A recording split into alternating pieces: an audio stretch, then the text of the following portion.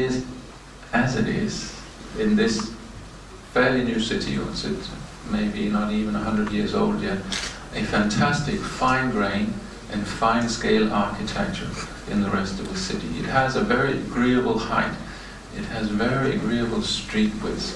It has a host of attractions already built in its urban structure that really offers itself to develop and to connect to in a way that you should avoid too large-scale developments and buildings, but rather build on the fine grain that's already there.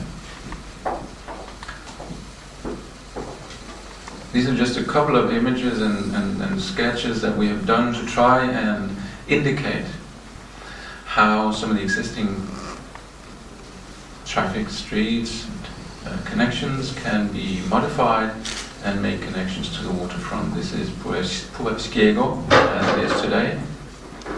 Cars and parking. But really this is a small important street going from the commercial street towards the waterfront that we envision could be a totally new and hitherto overlooked potential in the street, or in the urban fabric of Gdynia. If we move to the waterfront, this is how it looks today, and you see the sea towers, the quite large structure in the background of the image.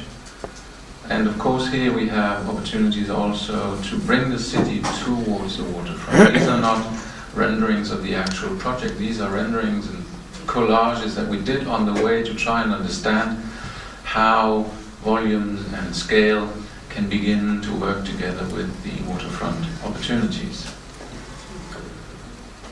And one street that we found extremely important in terms of the new development, the waterfront site, is to the right. This is the old barrier between the city and the harbour activities, as it were.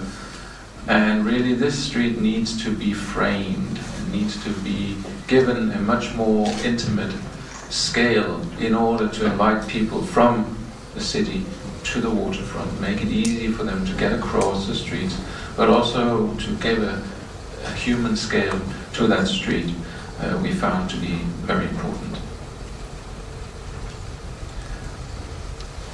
And this is definitely not what it's going to look like, but the zipper is of course indicating the importance of tying the city together with its waterfront opportunities. Washingtona being a key element, but also the whole development on the blue area towards the waterfront is important in this case, and the tying in of the city with this new development. And I think Thomas is going to show how Landprop have gone about this in the next phases.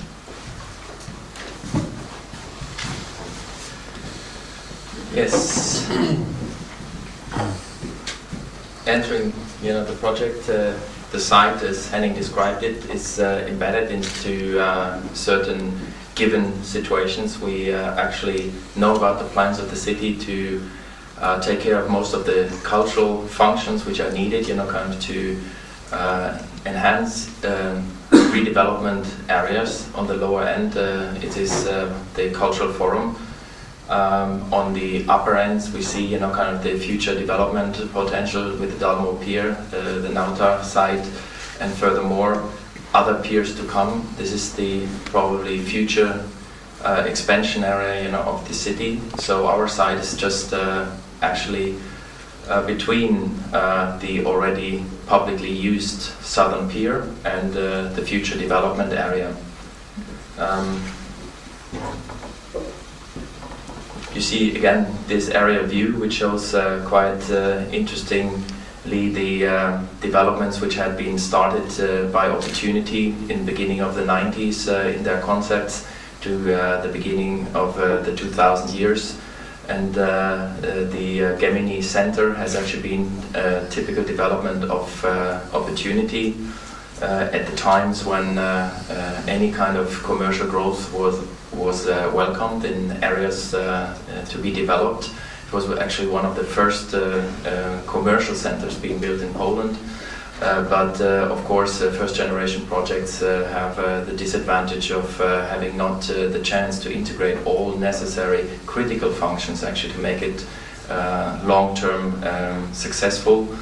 The cinema element actually turned into something which we recognized as a very important element for the cinema business film business in Poland, with the hosting the film festival once a year. And so it became, let's say, kind of a real address, a real anchor, kind of for the city, and is pulling lots of people during, weekends down, kind of to the waterfront. Whereas the commercial element, the retail element, lacks, of course, nowadays competition, and it will probably not be able, to sustain, kind of in the fierce competition of new developed retail centers around the core of the city.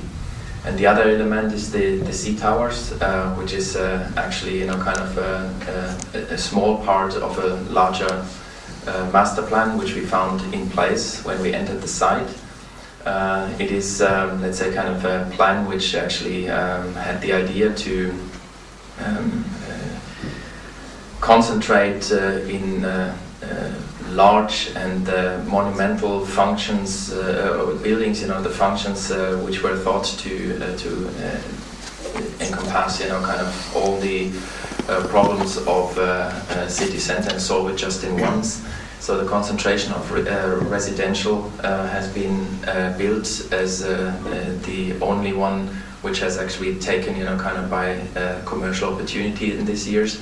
The rest, actually, over the last years, seem to have difficulties to find partners to join in, and it was not a lucky situation as it was presented in Liverpool, that all the investments you saw were probably primarily, kind of public investments, and we all know that in Poland public investments are quite difficult, especially with already having made decisions about the cultural form and other things. So these two rather large-scale projects are staying or are on the site, and we have to deal with them as constraints. When we analyzed, kind of the area, we found that building a center means, kind of we have to build in human scale. Human scale is for us, basically determined by the distance people would probably penetrate into new development areas by just being curious and then, trying to find their way back. This yellow line indicates, kind of the depth, and the circulation line we found is the natural distance someone would probably appreciate, let's say, kind of to go into, kind of this. So all these sites along this yellow line would probably in the future frame and host, the main functions of what we call the waterfront activities. The rather, kind of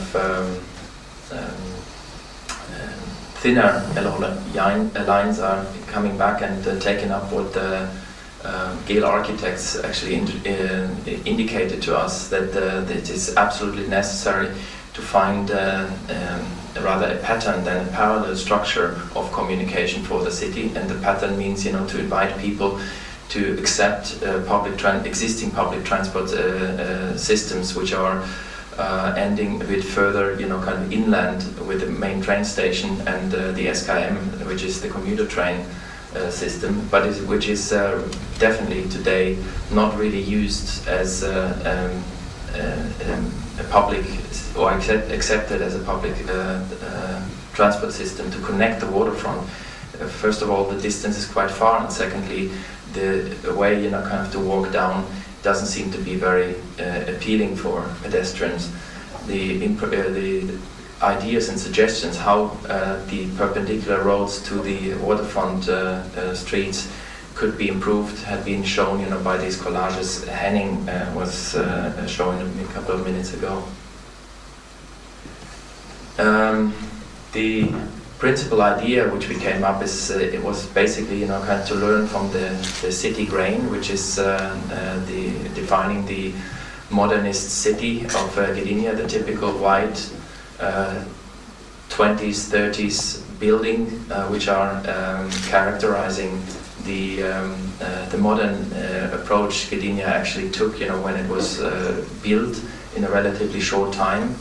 And this grain, as Henning described it, had all, you know, kind of the benefits which are probably, you know, kind of needed, you know, kind of to create democratic accepted cities by the population living there. For us, it was relatively clear that the particular position of Gdynia in Poland is rather, you know, a regional focus than an international focus. So we don't have to impress people coming to Poland by landmark architecture, because it can not probably reach the scale needed to attract on that platform and that level of competition. But Gdynia has a huge potential, being the only city in Poland which has direct access to the sea.